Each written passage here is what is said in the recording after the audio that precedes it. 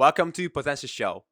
This is a show where we sit down with founders and investors to talk about their stories and secrets to succeed in the international startup world and make an impact on society.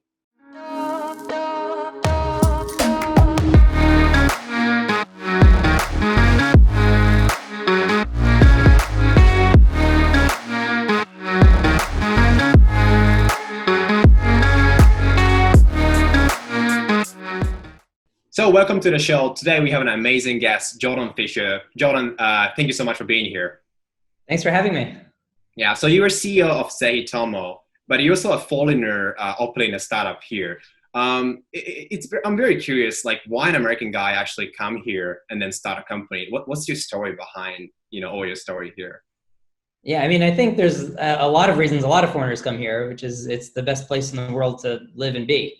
Right? Okay, is it?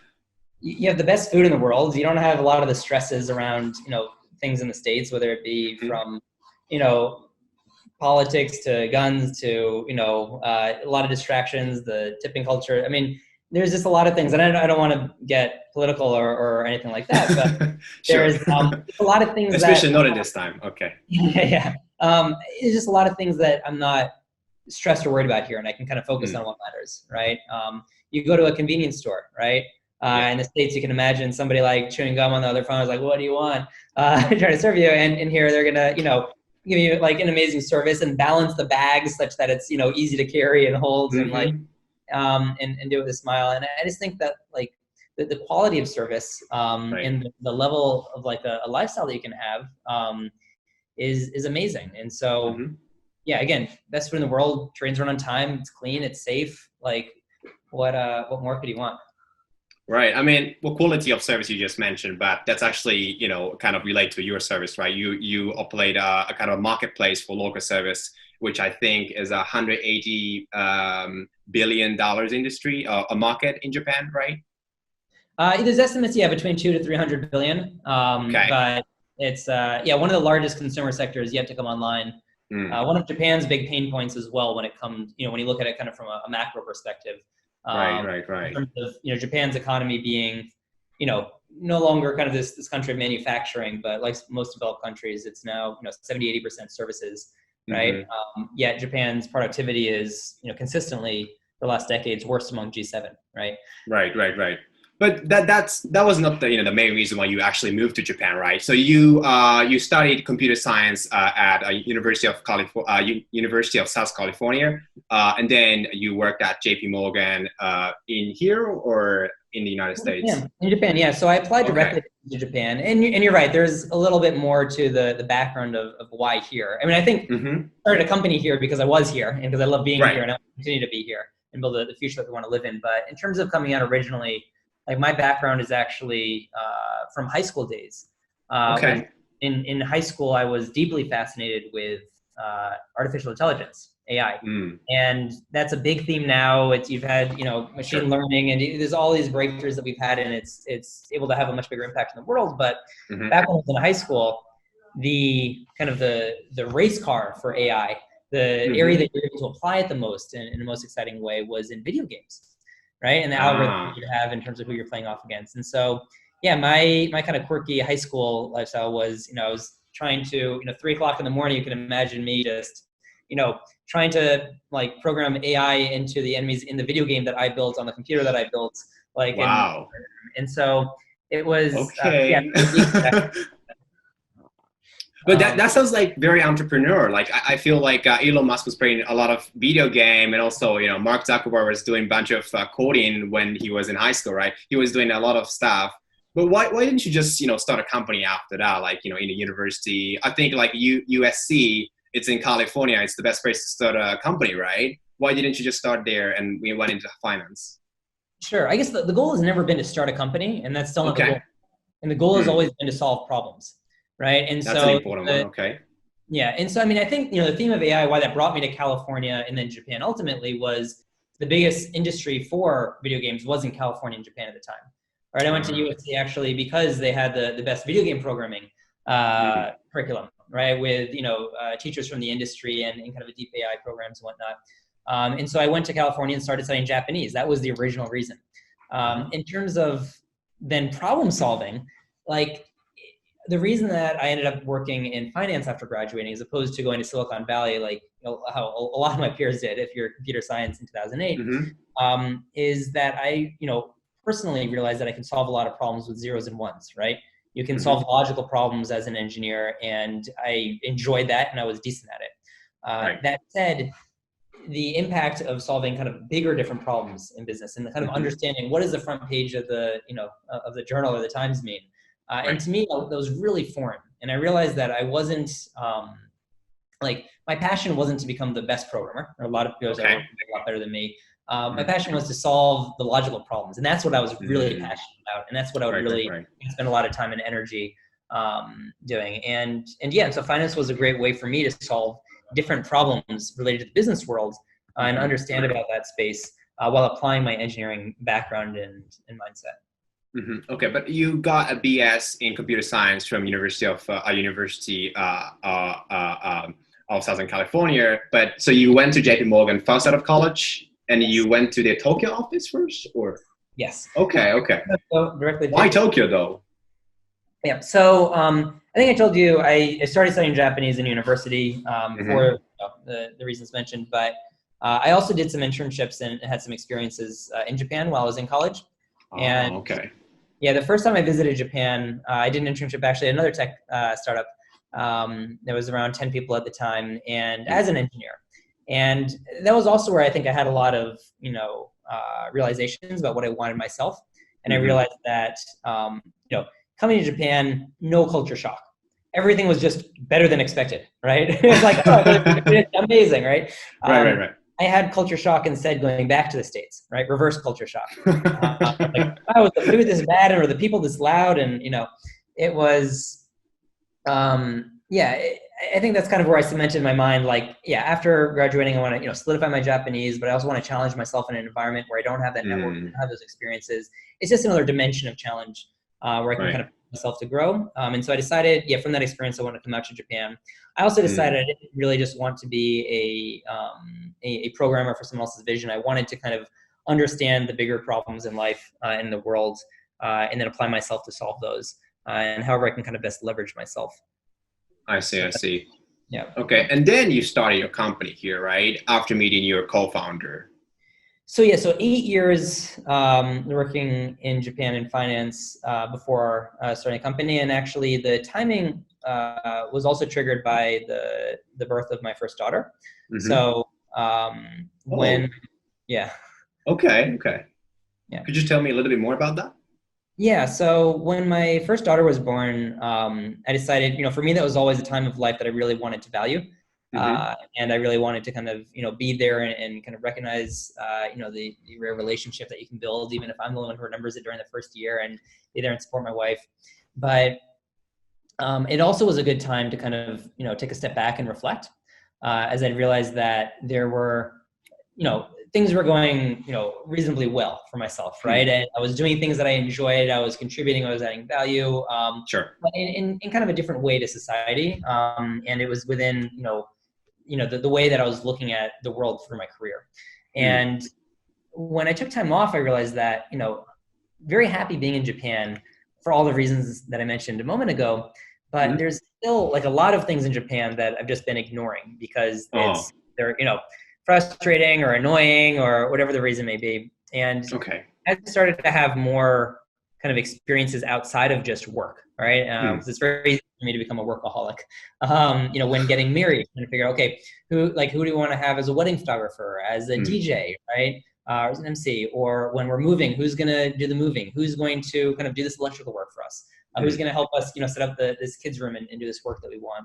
And realized that it was just very painful. And I think, you realize this, probably everybody listening to this kind of has had some similar experience if you've been in Japan. That the quality of service is amazing, but it can be mind-blowingly inefficient and rigid when it comes to figuring out okay, this is the A set or this is the B set, right? If you're ordering food, it's can I just have this, slightly differently? It's no, these you have the A set and the B set, right? Yes. I know that feeling. Yeah. And I think, in Japan, especially in the services sector, you have a lot of kind of in-between players, right? Mm. And so at my wedding, I ended up having a good friend who was our photographer and who was our DJ. People who did that like on the side, or who wanted to do it more professionally but didn't know how to grow clients, right? Like, oh, well, like if we knew those people were there, that would have been great, right? And when we were moving, you know, we have to call up every place one by one, try to figure out, okay, what's the fair value for this, right? These are our custom needs. Like, how much does it cost to get this done? What is fair? And who can do it? And it's just like, it's a very large project, right? And at the end of the day, a lot of these people that we would hire or that we'd work with to get something done, I would just be blown away by the fact that not only were they amazing at what they did, but they were just so thrilled to kind of meet us and get clients directly, as opposed to kind of going through the normal channels of, you know, intermediary to intermediary. It's a lot of these people either, you know, started their own small business or working freelance because they want to do what they enjoy, right, and what they're proud of. And they want to grow their business. But it makes more sense when you start to look at all the surveys of small, medium-sized businesses in Japan. And over the last 20 years, I believe everyone has been pretty consistent in coming back and saying that their number one pain point is getting new clients. I see. You know, like, why is that? The service quality is so high and they're so good at what they do. And you know, but like, how are they going to actually grow their business? How are they going to get new clients and kind of make that? And it came back to my friends that were freelancers. It was, how are they going to grow their business? There's no platform for them to say, like, yes, society evaluates me for doing a good job at this. This is how much I can charge for these different things if you need something. And kind of matching their custom abilities to the custom needs. And I think that services right now, it's much closer to dating or recruiting than it is to e-commerce. Right? So as much as like to have an Amazon for services, right, and just be able to one click and get a lot of things done, the reality is that you have a custom set of needs. And you also generally don't know exactly what you're looking for, right? If you haven't hired a professional photographer before, you may not know what information you need to give them. If you haven't hired an electrician before, you may not know what information you need to give them. And so how can we try to get this custom information in a way that's not stressful for the consumer? And similarly for the professional, how can we help them and ourselves understand what services do they offer? What are they good at? What type of work do they want? And if we can kind of match these custom needs and custom solutions and bring transparency and efficiency in the marketplace, then, you know, we can, you know, remove, you know, the whole concept of disintermediation, as well as empowering these small businesses, freelancers, and people who are really great at what they are doing to grow their business as such, while giving. So basically, your so we're now talking about your product, and your service is a kind of a marketplace for really good local services in Japan. But because it's difficult for a person who want to use them or a person who can offer the services to other people, you're basically matching those people and make it more efficient. Could you maybe actually describe you know, your service in some sentences for the audience? Sure. Yeah. So it's a marketplace for local services, as you said, and so local services is in, you know, in Japan, you had Town Page. In the States, you had Yellow Pages, which was replaced by Craigslist, which was then replaced by Yelp, which is now replaced by a lot of other vertical businesses or thumbtacks, home advisors, etc. It's, you know, everything from a plumber to a personal trainer to a photographer to a pet sitter. And these jobs where you're looking for a high-skilled professional to, you know, and it generally is something that happens in person, right? Some things can be remotely, like maybe your tax account, you can meet remotely, you can do yoga lessons online these days, but we're generally getting this kind of high quality skilled service. And usually it's in person. Right. And so I have a question for you. So you're an American founder and you start a company here, and I definitely do understand, you know, you love Japan and you start a company here, but why not in the US? So this idea, I feel like you could actually, you know, bring that to the United States and actually do business there too. And US definitely has a bigger market. Why did you not like choose United States? Is it just because of the love for Japan, or was there other reasons there? Yeah. So again, the goal is not starting a company, right? Or being successful in a company. The goal is to solve the problem. And the problem is the inefficiency of the market and the opportunity that we have for the future that we want to live in, right? As an engineer, I'm inherently lazy. I don't want to kind of be going through a lot of kind of painful projects every time I need to do something and doing a lot of research and stuff like that. And I realize not just me, it's the entire country, it's the entire world. I see. So for me, I'm living in Japan. I'm working in Japan. And I love being in Japan, and I'm raising a family in Japan. And for me, the start line is Japan. So if anything, it'd be like, why move to another country to do it? And the other thing is that I think there's actually a lot more opportunity in Japan if you are going to compare to other. Just given the nature of the market is still one of the largest markets in the world. But it's also, I think, one of the most inefficient. So I think the way that you would approach the market in Japan is different from how you approach it in the US or in China. And this is connected to, I think, there's a handful of different reasons. Like one is just, the sheer amount of competition, the fact that in Japan, nothing really came after TownPage, right? We didn't have the Craigslist followed by Yelp, followed by these other different platforms. And so there's a bigger kind of leapfrog that needs to happen in terms of our approach and the effort going into the market. Sure. The other is that compared to the US, like I often think of the US and you have people are very good at kind of marketing themselves and selling themselves, right? And kind of this aggressive kind of hustler mentality of growing your business. Whereas the actual quality of service, however, can kind of vary, right? I see. And I think Japan is in, not to generalize too much, this is a generalization, but it's kind of the opposite, right? I see. Where generally the level of service is consistently quite good and quite high. Sure. That said, the ability to market yourself and aggressively grow out and grow your business, there's a pretty big gap there for a lot of people. And that's just like this raw opportunity. So we don't want to build a platform where the person who's the best at marketing themselves is going to get the most business, right? We want the platform where we can bring, again, transparency and efficiency to the market such that you can realize like what's fair for who, right? Right. Professional, maybe you actually do an amazing job and you should increase your prices. Right? We need to educate you as a professional. We need to, educate you in terms of how you can, better, reach the clients that you want to reach. But that's like, it's a pretty different problem from the States. I see. But I actually do really agree about the difference of quality and the variability of the quality of service in the United States, even for the same chain in a franchise, right? You go to one state, you have a really good service, but you go to another state, it may be kind of poorly organized. So, but in Japan, I think, if you go to one franchise in some area in Tokyo and then you go to another one in another prefecture, they have a pretty good service. So yeah, in terms of that, I really actually agree with you. But I'm actually really curious. I think so. Your service has a network effect. I think if you get bigger, but everyone has to start small, right? What was your minimal viable product MVP back in 2015 when you started your company with your co-founder James McCartney? Yeah, no, great question. So I think we made the company in 2015. We didn't make Zehitomo yet. And okay. In 2016, we moved to kind of working full time on it. Okay. So we started it kind of when we were both still kind of part time and we were filling out the waters. Our first engineer kind of worked, moved full time to us with us in 2016.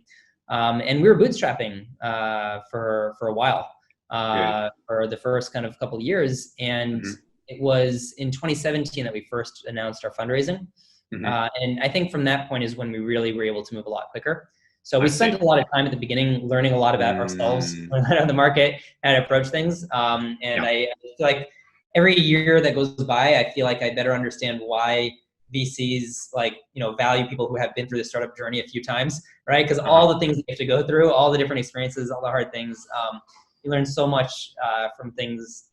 Like every day is a different bootstrapping is really hard, I guess. I mean, everybody, I think now because of the COVID, it became a little bit difficult to get funding from VCs. So I think we have more people doing bootstrapping, right? But I think before 2019, when there was some kind of hype in the VC, a lot of people, they were getting just money with some PowerPoint presentation, without any track.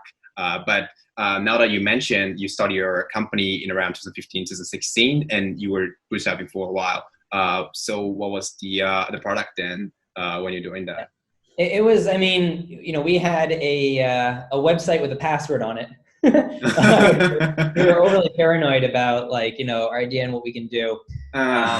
We were trying to, we were trying to go through all the iterations of the logic for somebody to make a request, for somebody to apply for the job, for us to then communicate with them and hire them and get the job done. And we started off just kind of with our closed network of, professionals that we knew and that we could hire, and we could have friends make requests. If you say, hey, you need a pro, make a request on our platform.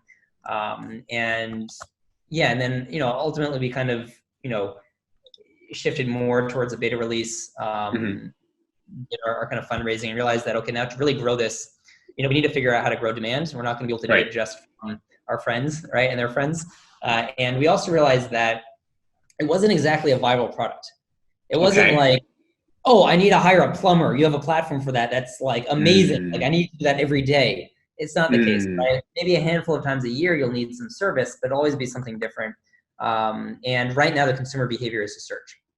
So instead of us, at the beginning we tried a lot of different things, and we realized that it didn't really make sense for us to spend time or energy into kind of marketing ourselves on social media or trying to build a brand. Because the returns on that, like we weren't going to be able to kind of get to the scale that we needed as fast as we needed doing those things. But instead, if consumer behavior is to search, then if we can show up at the top of search, that's the quickest, fastest way for us to grow demand. So SEO. SEO, yep. I see. Quite heavily in SEO from the beginning, knowing that was going to be kind of important for us.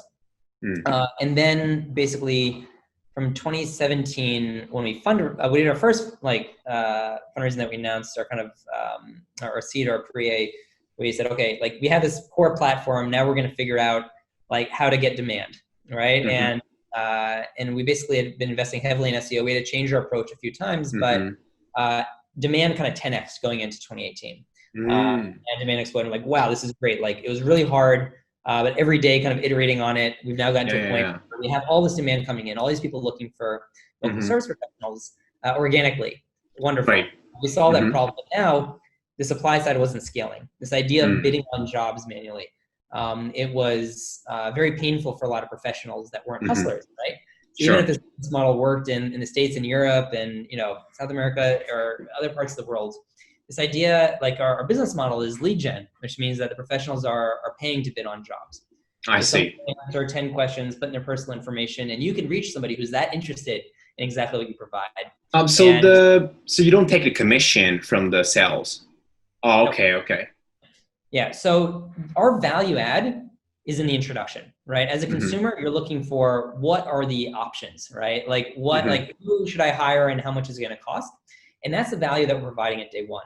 I see. Not only for the professional, they're looking for those introductions, right? Potential clients. And the vertical approach of going in between and taking a commission, we're actually not adding any value once we've made that introduction. It happens offline, right? Maybe you're hiring a here and you're going to repeat every week.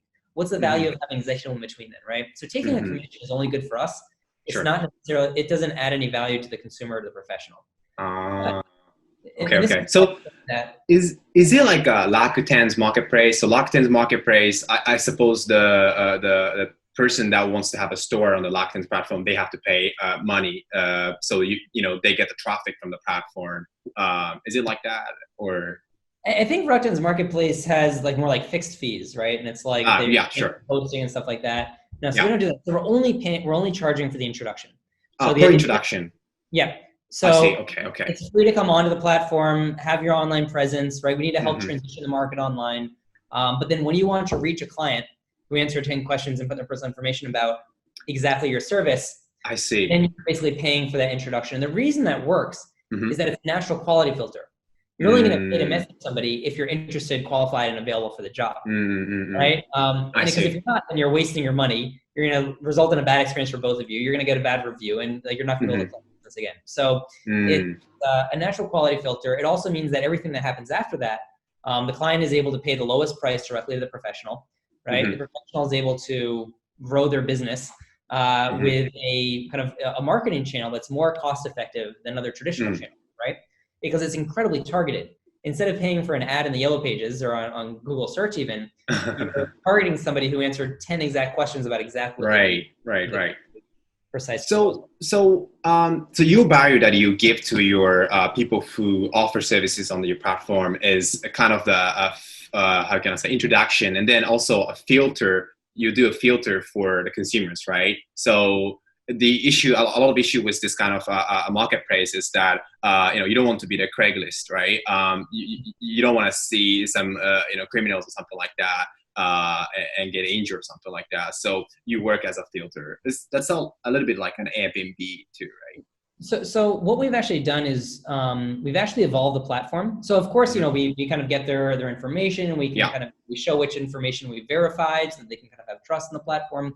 But what we realized when we were trying to scale the supply side was that this idea, this model of kind of paying when you bid was really hard to scale. And we were trying to why? Because in the States, again, in other countries, it worked very well.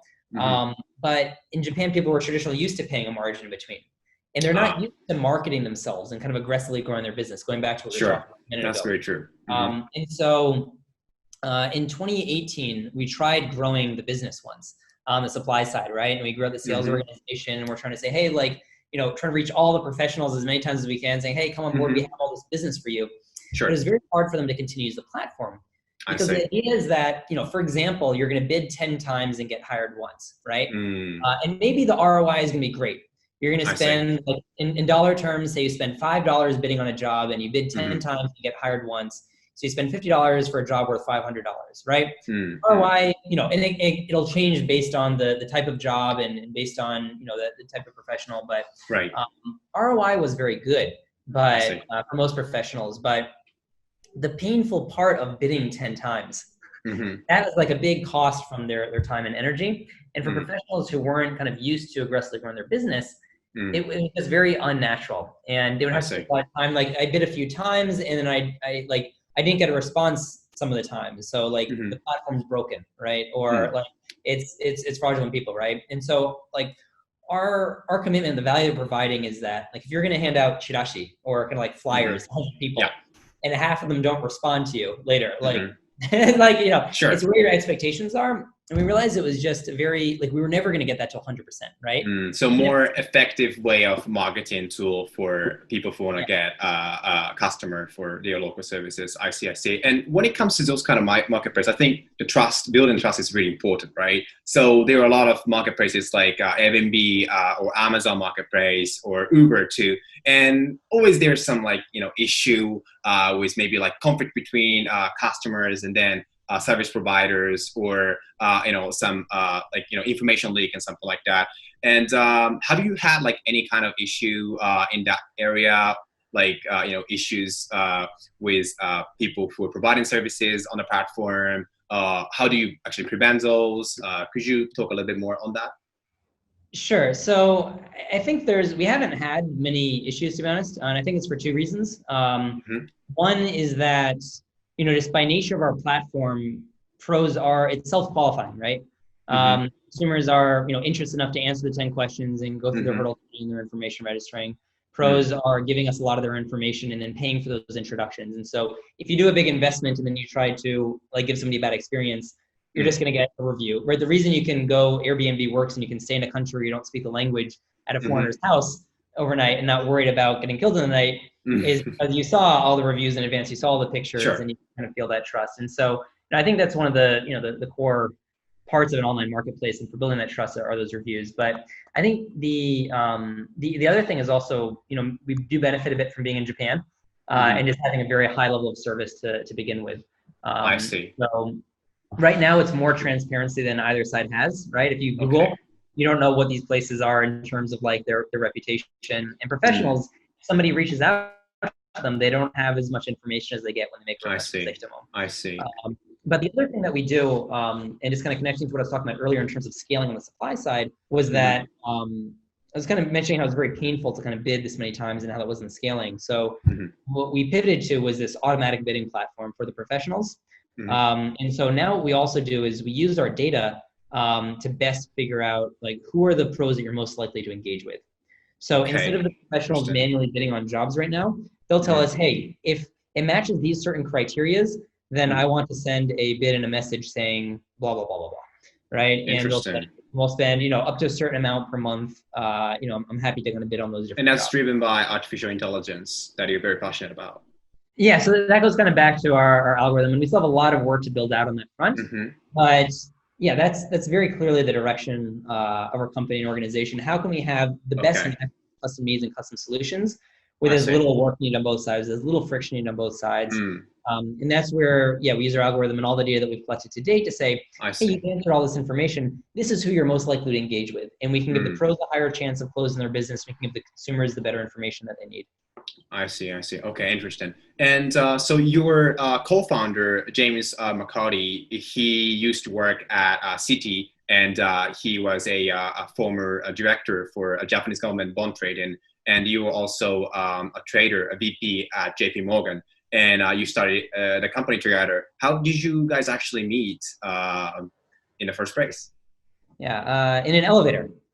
Okay, that's interesting. Interesting. Actually, we had our researcher actually search for how did you guys actually meet, and we couldn't actually find any information. So, okay, it's interesting to find out. Okay, tell me more. Yeah. So we were actually living in the same apartment building in Midvale, and yeah, we met in the elevator, and we somehow got to chatting.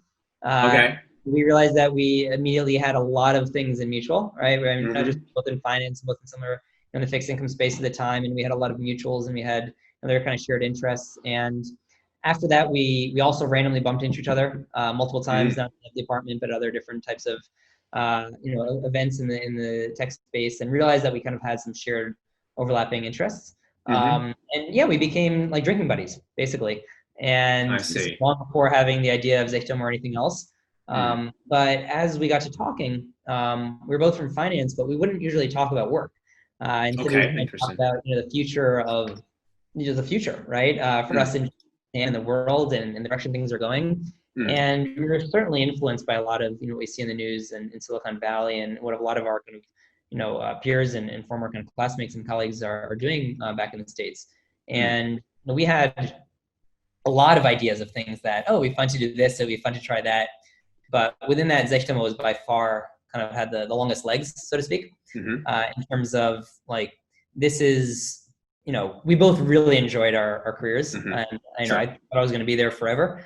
So it wasn't a matter of like, oh, like, we don't like our work, we want to go do something more fun. It was more a question of, wow, there's these huge opportunities, and we don't want to live life with regret.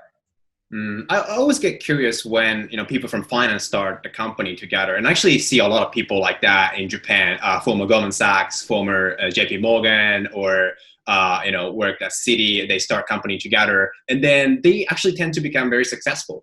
And I'm really curious, how could they actually quit? Like, what was the trigger there? So what was the trigger for you and James, you think? Yeah. So as I mentioned, I mean, we had already started and founded the company part-time, and we were doing it in our spare time. And we got to a point where we realized that, we weren't going to be able to accomplish or solve the problems we want to solve part-time, right? And we didn't, we didn't want to do a half-hearted effort into that. We also didn't want a half-hearted effort in terms of our jobs or family. For me, it was actually the timing when my first daughter was born. That I really kind of doubled down on feelings towards what we're doing and the future that we're building, for the future that we want to live in, that I want for my daughter when she gets older. I think it really two things. One was just kind of the timing of that, and us realizing that we had to go all in if we wanted to make it work. That's beautiful. I mean, I hear a lot of founders, they start a company because, they want to solve this issue for the, parent or kids. I'm always, fascinated to that, but okay. And the other element is really just, going back to not living life with regrets, right? And I think, if there were, parallel worlds or parallel universes, and we, stayed in finance, would have been, happy and successful in different ways, or if we take a different path, right? There's like a lot of different ways to make things work out, but in this world, at least, we didn't want to look back on life when we're old and say, which is greater, right? Do we regret, not trying it, or do we regret, like taking a risk and failing? And I see. The more we got involved in it, the more we realized that there's gonna be a greater risk of regretting not having going all in when we had the opportunity. So what I see in finance people is that they're really okay with high risk environment. They work really well under that kind of circumstance, and also can work in very under a lot of stress. But also kind of aligned with mission. We want to do this. But also they understand what kind of incentives they will get after completing those jobs. So because you have, two co-founders, CEO you and then CEO James from finance, do you think the culture at Zehitomo is kind of finance heavy, or how would you describe the culture there? Yeah, so I definitely wouldn't say finance heavy. Sure. Our company is we're all kind of like in t-shirts and Okay. Sure. I mean, I think that we are obviously influenced to an extent by our experiences. Sure. Working in finance and kind of having strict view of performance, for example, right? We do see ourselves as more of this professional sports team as opposed to a family in some that's sense. cool. Okay. We really care to be a very strong meritocracy, right? And having fair pay for clear performance. And so I think we're definitely influenced by part of that, but we're probably more influenced by the people that we've met along our journey and the values that we hold dear to ourselves, both from everything that we know from overseas as well as what we know from Japan. And we try to take our kind of culture as well as our strategy is really more of a combination of what we try to have as the best of both worlds. I see. For, California and Japan. I see. Interesting. And so, talking about finance people, you also got your first investment, the seed money from Vice President of Japan, now Core Capital, and the founders, they're also from J.P. Morgan, James Rennie, and the other partner. Do you think your experience at J.P. Morgan, the fact that you were there, made it easier for you to actually receive the money from them, or could you maybe talk a little bit more on that? It was easier to know them, because we were already kind of connected from before, and so we were able to have a certain level of trust, and I'm sure it was easier for them to get references and all those different things in terms of building mutuals and understanding who we are as a people. But I think it was actually harder for us to make a decision in terms of the in investing or not, or kind of working together professionally, because the line that you have to cross, if you already have a personal relationship and then to build a professional relationship on top of that, for us, we're building our future, right? Sure. In their case, they're taking, their own, as well as kind of the LPs and kind of investing in those. Those need to be very clearly professional decisions and not personal ones. And so I think we probably held a much higher bar for each other in terms of making sure that we would want to do business with each other purely from a very dry perspective. But I think that extra filter for both of us helped when we were able to get over those hurdles. Actually have a really strong working relationship together thereafter. I see. Who did you actually approach? Did you approach to 500 or they approach you? So I was there when at Tech in Asia when they announced that they were there. So I spoke to them on that day, and I remember James from when he was doing his startup back in the day, and Yohei was my doki. Okay. Yohei-san, he covered the TMT sector for JP Morgan's IBD, right? Yeah. So so it was so obviously I spoke to them about what we're doing, and we had frank conversations for a while. At first they're like, hey, we're still a couple gaijin doing this, and we're also kind of curious what is a VC looking for in this space. So I think we're able to we were definitely able to learn a lot from them. They introduced some of our early employees. And actually after that, then they thought hey, and made the decision to invest, and they've been an amazing partner ever since.